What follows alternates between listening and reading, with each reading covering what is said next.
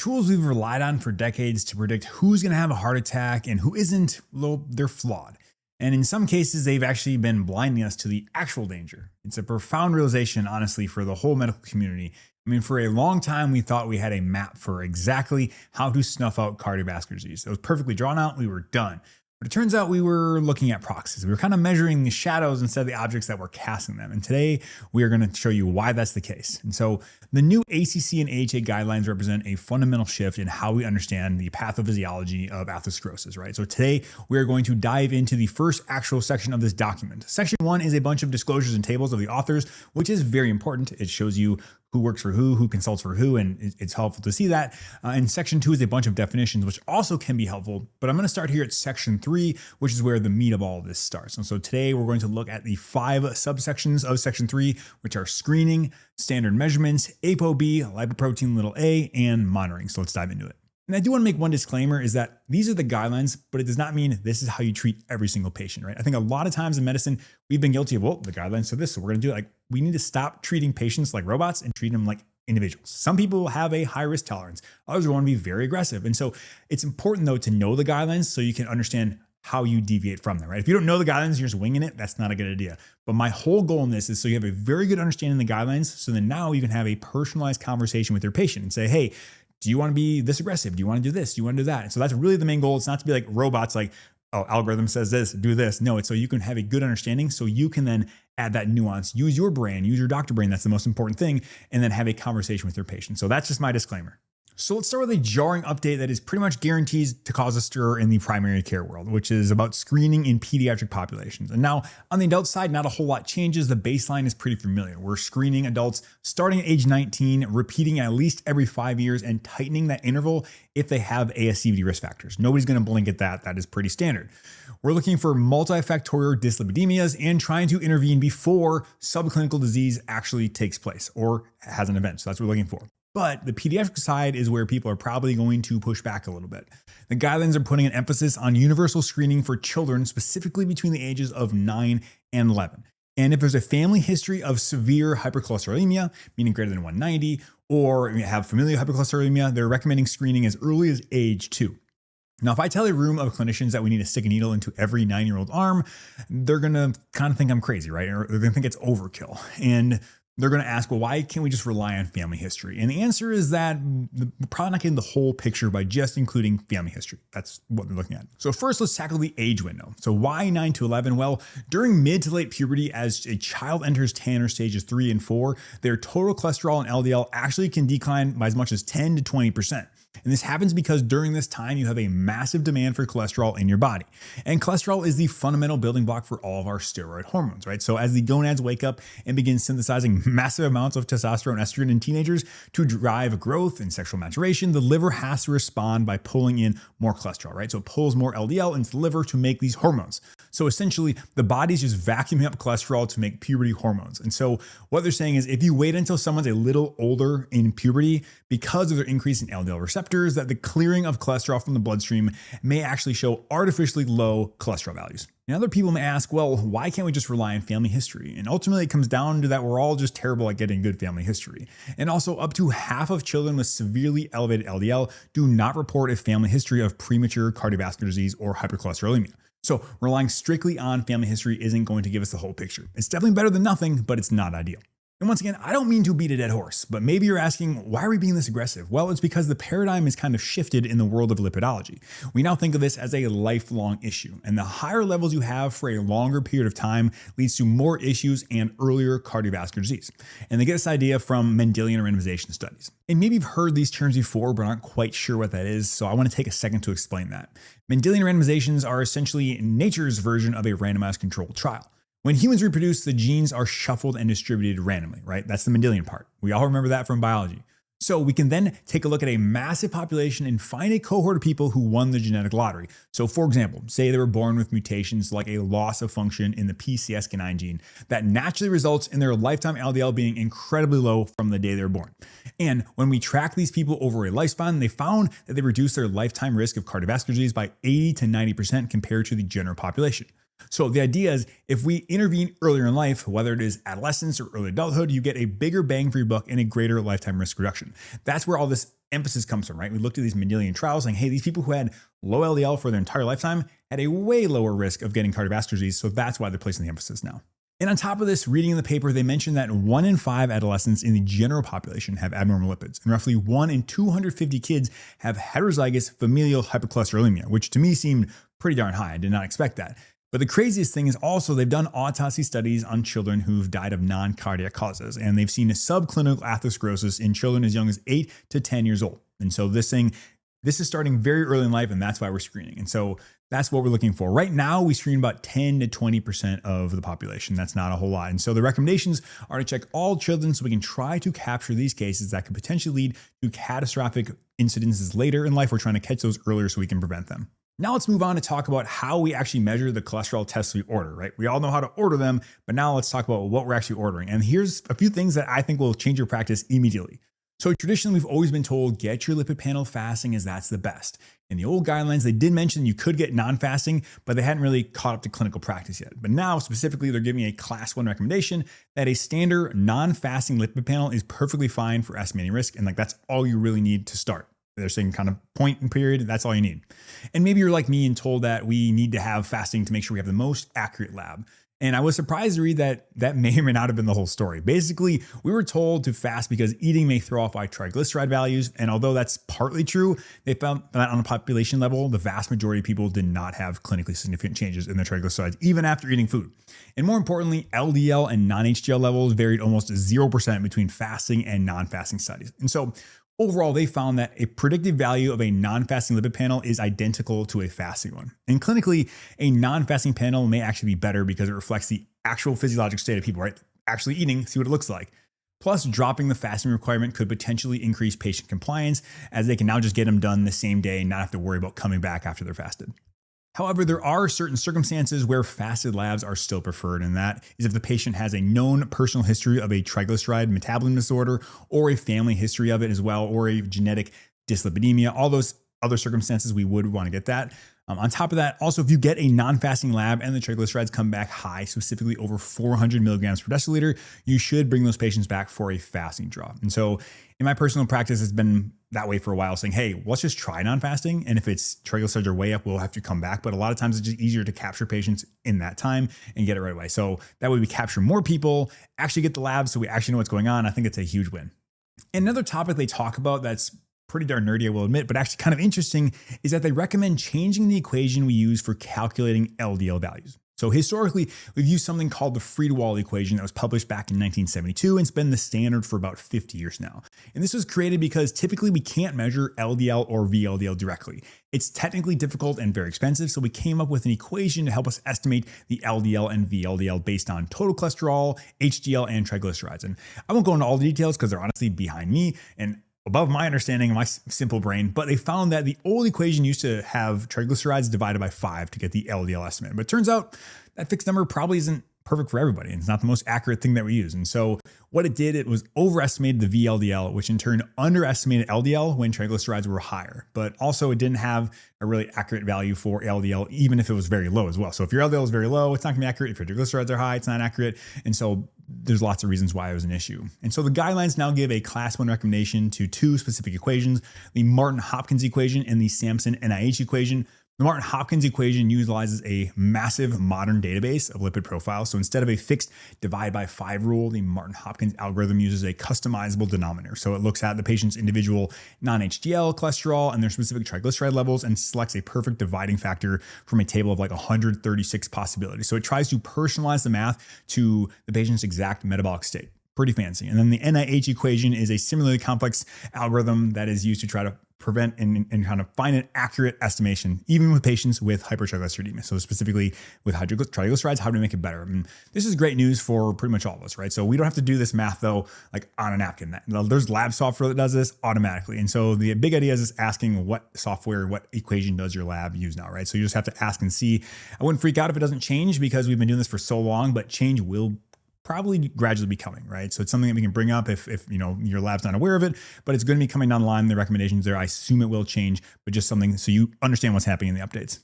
So now you may be thinking, what the heck, Jordan? What's the point of approximating anything? Why are we using any sort of equation? We want to know exactly what's going in their blood. Shouldn't we just be ordering advanced lipid testing like NMR spectroscopy or gradient gel electrophoresis to get particle size and all that detail? Well, it certainly sounds logical, right? More granular data must be better in clinical decision making, right? Well, the guidelines would disagree and they push back on that. In the subsection 3.2, it gives advanced lipoprotein testing like NMR, spectroscopy, all that stuff, a class 3 recommendation. So class 3 meaning potentially harmful and explicitly no benefit. And that may seem strange because we've all seen clinicians on social media talking about how important it is to get particle size and whatnot. So why is there conflicting advice? Well, let's look at what these tests actually look at first. So these technologies help us figure out the number and size of different subclasses of LDL, like large buoyant LDL, small dense LDLs, etc. And so you get a 3-page printout or whatever it is of exactly how many of these dense particles you have versus large fluffy and other things of this nature. But here's kind of where the problem starts. First, there's a massive lack of standardization across different commercial assays. So an NMR from lab A might give you different cutoffs and risk percentiles than another test done at lab B, and that's hard to standardize. Second, it creates an enormous amount of clinical noise and information overload for the patient and the clinician. And the fear is that they end up treating the complex lab report instead of treating the actual patient. However, the most convincing evidence against advanced testing is that when you actually look at outcome data, knowing the exact subclass and size of every single LDL particle rarely, if ever, changes your clinical management beyond the standard lipid panel or ApoB measurement, which we'll get to in a second. So the guidelines logic is, let's say that the advanced testing shows the patient has predominantly small, dense LDL particles, which we know are highly atherogenic because they easily penetrate the arterial wall.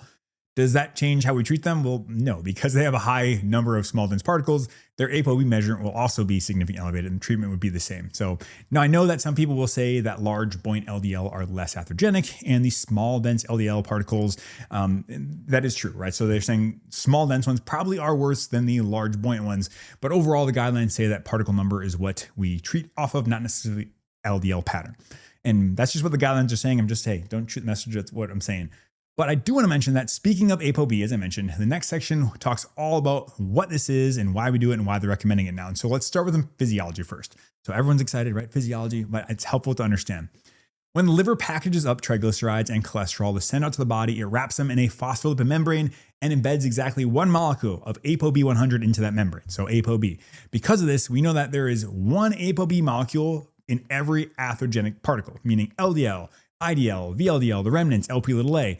In fact, the ApoB is exactly the key that brings the LDL back in. So essentially the key that binds the LDL receptor to get cleared from the blood. So it's actually really important. So if you are ordering an ApoB test, what are you actually ordering? You're measuring the concentration of the ApoB proteins in the plasma. You're performing a direct one-to-one count of the total number of atherogenic particles in circulation. You're no longer estimating the mass of the cholesterol cargo. You are counting the trucks carrying the cargo. The guidelines give this a class 2A recommendation. They state that in adults who are already on lipid-lowering therapy, especially those with established ASCVD, known ASCVD or type 2 diabetes, elevated triglycerides, or CKM syndrome, measuring ApoB is reasonable to guide therapeutic intensification once LDL goals are met. And you might have just heard me say alphabet soup there. Like, what do all those things mean? I heard CKM, that's new. What does that mean?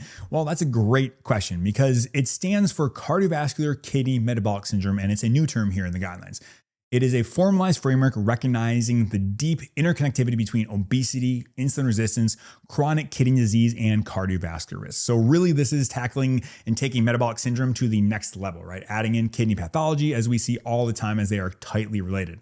And the reason we mention this is because people who have insulin resistance or CKM or metabolic syndrome or what have you tend to have something called high discordance. What I mean by discordance is that their LDL may look normal, but their ApoB is actually elevated, putting them at risk. So let's take a clinical scenario here. We have a 55-year-old patient who has type 2 diabetes, a little bit of central adiposity and hypertension, and you put them on a statin.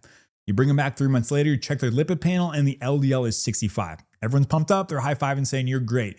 But this is where ApoB really shines. If you were to check ApoB, it might be as high as, let's say, 125 milligrams per deciliter, meaning, which is high, by the way, that this person who we thought at goal is actually at a much higher risk level than previously thought.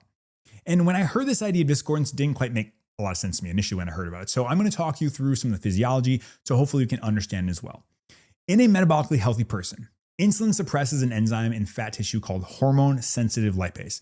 But in an insulin-resistant state like diabetes, that enzyme runs unchecked and aggressively breaks down stored fat, flooding the bloodstream with free fatty acids. So then these free fatty acids, and they head to the liver, and the liver is overwhelmed by them. So it tries to rapidly package them into VLDL particles and pumps the VLDLs into the bloodstream.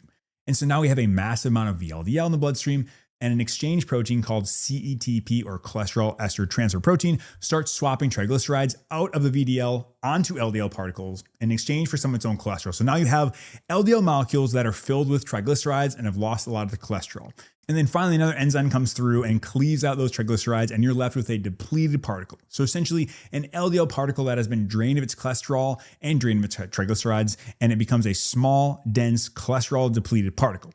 That doesn't have a lot of cholesterol to show for it, right? But it still has one particle of ApoB. And so because so many of these small particles aren't carrying much cholesterol, it looks like LDL is quote unquote normal, but we have actually a ton of particles. And as we've seen time and time again in literature, the number of particles is a better indicator than even just LDL, because LDL is measuring mass, right? So what we're saying is these patients are at a higher risk than we would have thought. And so here's an analogy I've used before. I know I just said a bunch of words, Jordan, I can't hang in there, man. I'm losing me. You're losing me, but hey, hang in for a little bit.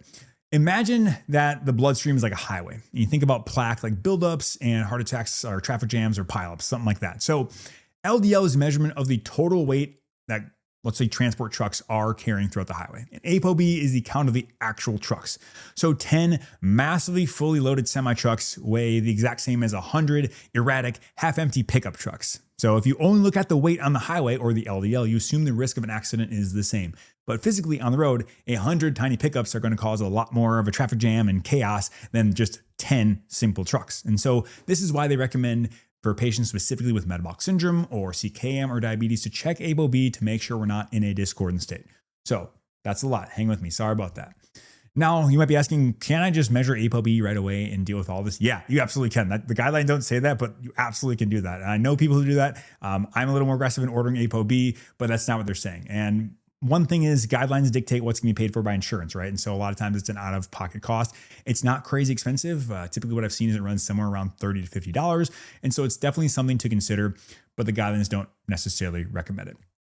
If you say, hey, Jordan Rennicke, how do you practice? I order ApoB a little more aggressively because really that's what we're titrating towards, is not LDL. And so it's kind of confusing. I'm not going to try to put my opinion in too much, but to say, hey, ApoB is a better test, but still use LDL. And maybe they talk about non-HDL, which can be a better test than LDL. And it's just kind of confusing. I'll be honest with you, but I understand from a cost perspective, a lot of times lipid panels are covered or whatnot. So totally get that, but that's where we're at. Now let's move on to another biomarker that these guidelines talk about, and that is Lp(a). This one is really interesting because the guidelines now give this a class 1 recommendation that we measure this concentration at least once in a lifetime for all adults. And so you might be asking, well, what is this molecule and why are we checking it? Well, I'm very glad you asked. Structurally, Lp(a) begins as a standard LDL molecule and has a core of cholesterol and contains an ApoB molecule. Nothing's changed there, right? So, however, a small covalently bonded protein called apolipoprotein A is added to the molecule and makes it Lp(a).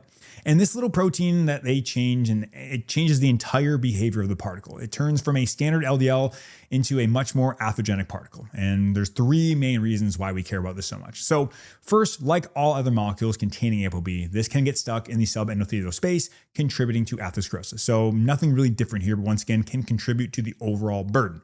Reason number 2, though, is interesting. It's pro-inflammatory. It carries a heavy payload of oxidized phospholipids. And when this gets into the arteries around the heart, it can release oxidized phospholipids, which trigger local inflammation and we know makes atherosclerosis worse, right? So inflammation is fuel to the fire. It's not good. And that's why another reason it's very unique. And the third reason is very interesting because it's actually pro-thrombotic. So structurally, it looks very similar to plasminogen, which if you remember, plasminogen is the precursor to plasmin, which is the enzyme our body uses to break down clots. And so we know this molecule that looks like plasminogen and acts like a competitive inhibitor. So it binds to where plasminogen should normally be binding, and so we can't break down clots. So effectively, it's decreasing the body's ability to dissolve dangerous clots like the ones that are being formed in our hearts. So 3 big things there. That's right. Just normal, kind of atherogenic lipoprotein, pro-inflammatory, and does not help us break down clots. So that's why it's particularly atherogenic. And so when we order this, the threshold for risk is either 125 nanomoles per liter or 50 milligrams per deciliter, depending on the lab used.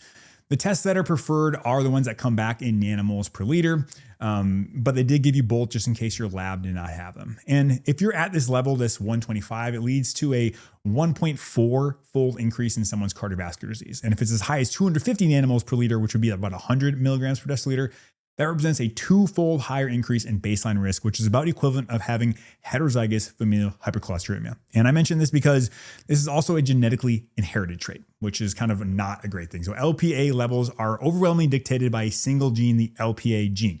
And up to 90% of the variance in these levels is determined by genes, which is very unfortunate. And so that's what they mentioned, at least getting it one time, right? Because once you know it, it's unlikely to change or have a substantial change.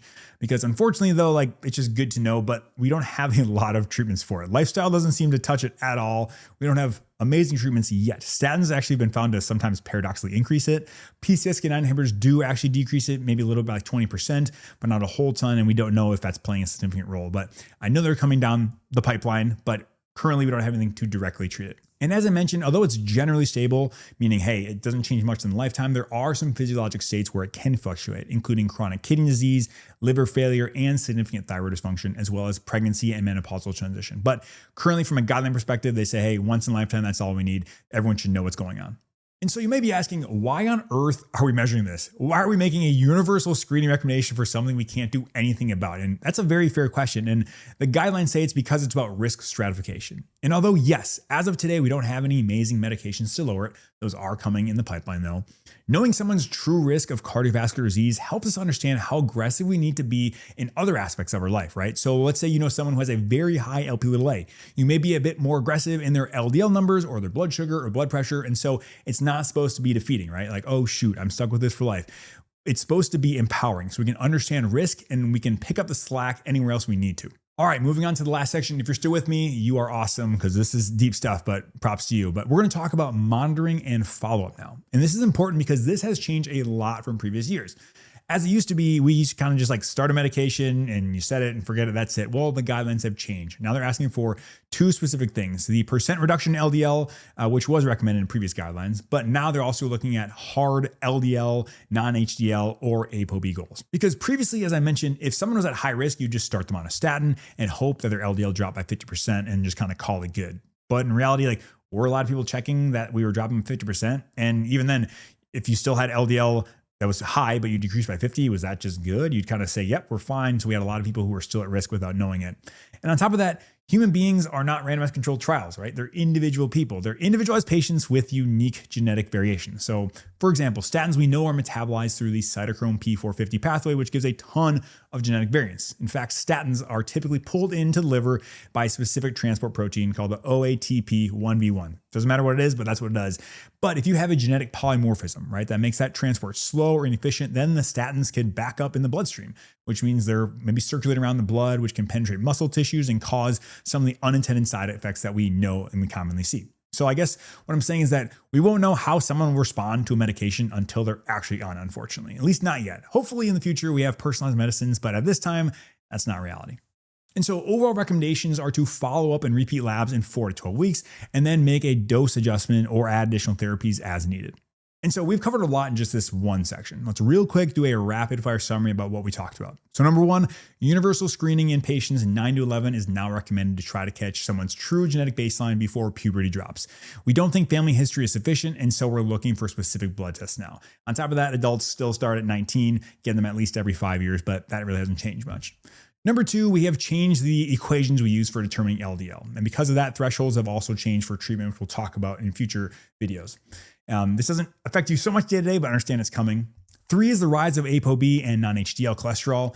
All recommendations are still talking about LDL cholesterol, but I think we're starting to see the shift where if I had to guess, one day we'll be talking about LDL as an old remnant, meaning we don't talk about it. We'll look specifically at ApoB or non-HDL. And I will step back here, non-HDL, just to clarify, non-HDL is the stuff that's not the HDL, right? So it includes all those things I mentioned, the LDL, the VLDL, the IDL, the remnants, the Lp(a). So essentially it's a proxy for ApoB.